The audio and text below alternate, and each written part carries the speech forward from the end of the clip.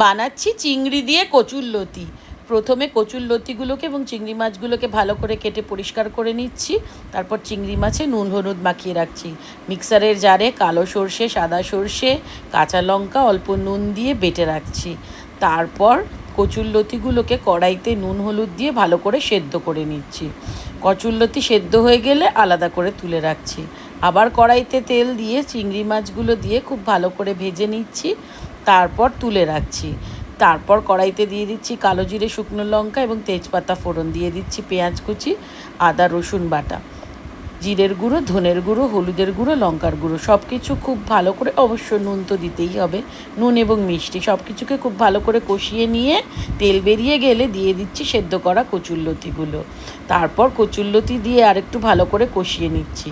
এরপর দিয়ে দিচ্ছি ভেজে রাখা চিংড়ি মাছগুলো। তারপর দিচ্ছি ওপর থেকে সর্ষে বাটাটা। সব কিছু খুব ভালো করে আবার কষিয়ে নিচ্ছি।